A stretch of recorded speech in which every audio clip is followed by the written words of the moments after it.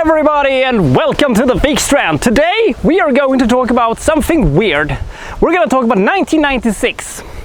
At the end of the year, out of nowhere, came a movie called Jingle All The Way.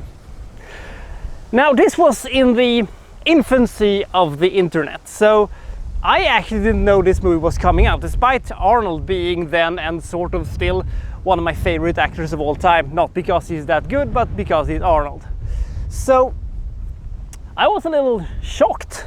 I hadn't seen any trailers for it because it was a family-friendly Christmas comedy essentially, so I didn't know really what to think about it.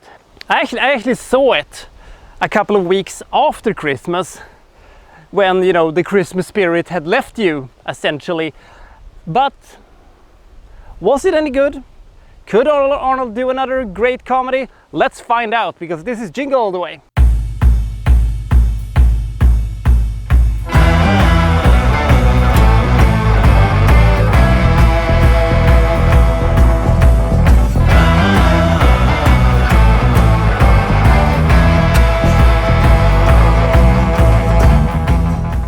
So Arnold basically plays a walking cliche that had been established early by Robin Williams in Hook. Basically they play the same character,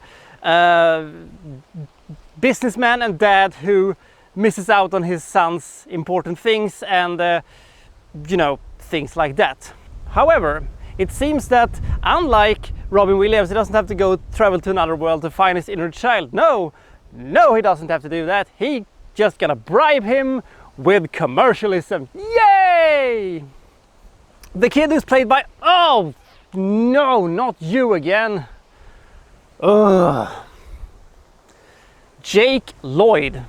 The guy has got to have the best and simultaneously worst agent of all time. I mean, he has been able to sneak him into big movies, including, you know, Star Wars and stuff, and he is so terrible. Now, but it is not, you know, it isn't entirely his fault.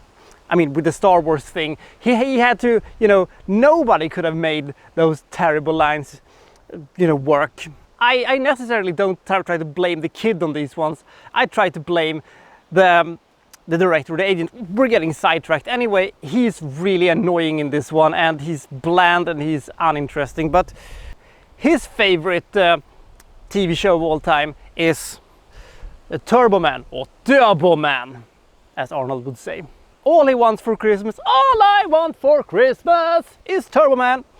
Yes, a Turbo Man action figure is what he aspires to have, at least for a couple of weeks. Then he's probably gonna get tired of it. So Arnold decides, I'm gonna get my kid a Turbo Man, so he will love me again. Unfortunately for him, it is a very popular thing, and it's essentially all sold out. So he has to run around on Christmas Eve, for God's sake, to try to find one. Do we care if he finds one? No. Is it compelling? No, but let's focus on the good things first. I have to give a little bit of props to Arnold here, because I know he isn't a great actor, but he always commits to the roles he's given. And when he plays, you know, in these comedic roles, he completely ditches his badass persona in favor of a more stumbling doofus, and I give him props for that. That's great. There are moments in this movie that is kind of fun and kind of out there surreal, and I think if this movie could have, you know, been a really good satire about, you know, the commercialism with Christmas and all that stuff, it could have been an enjoyable film. There are pockets of it sprinkled out here and there, but it's very, very rare, because whenever something good happens, you always pay for it by several minutes of blandness and lame jokes, except for "put that cookie down," always a classic. It should also be mentioned that Arnold also has a rival, a fierce competitor for the Turbo Man doll, played by Sinbad. God damn you! Sinbad is absolutely awful in this movie. He actively fights against the movie. Whenever he shows up, I get bored, because he's just, it's hard to describe it, but I actively get tired and depressed whenever he shows up to deliver his terrible lines and his terrible jokes. And I don't know, he just doesn't work in this movie. So we're following Arnold around in his fruitless efforts to secure a Turbo Man doll. This is also why this movie never could have been made today, because then he would just go on to Amazon or eBay or something like that and just bought the damn thing. But now we have to sell for this, which is fine, I guess. But sometimes the entire mood and atmosphere of the movie completely changes and completely shatters. And I was thinking for a second, are we still in the same movie?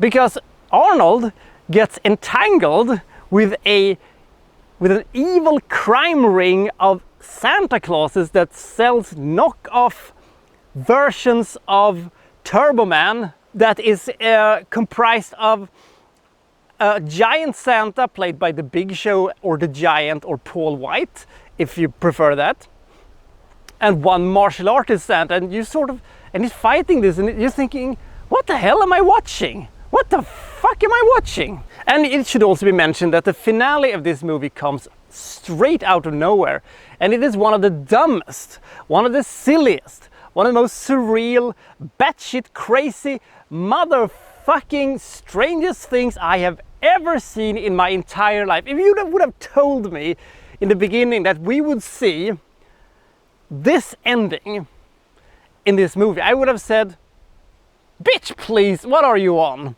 This thing will either break you and you will look at the bathtub and see, can it hold all my vomit? Or you would say, well, that makes at least the movie memorable, because you will not forget that ending anytime soon. Oh my god. And then of course there is a sugar-coated, no, not sugar-coated, a sugar-drenched ending that I hate. I hate it so much. I actively want to strangle the director and the writer for this one. God damn it! Anyway, this movie has somehow developed a sort of cult following its release. It wasn't very good, it wasn't a big hit when it came out, but you can't say it isn't memorable in some cases. It isn't awful, it isn't terrible or anything. It is a goofy, little strange movie that you could see, you know, for Christmas to get in, not the Christmas spirit, but when I think about it, this is really not a very good Christmas movie when it comes to, you know, getting the Christmas spirit. But I'm actively not that fond of Christmas movies to start with, so, well, take that for what it's worth. Arnold is very good in this one. Sinbad is very bad. There are some side characters that are fun, and there are, you know, pockets of surreal greatness in this one. So 25 is the rating I will give this one. It is bad. It's not terrible or anything. It's not like you feel like we've wasted, you know, your life for this one. There are Christmas movies that are actively worse than this one, but it is lame, but it is memorable. Doesn't this make you feel that you're going into the Christmas spirit? Am I right? Well, till next time, this is the Wikstrand signing out.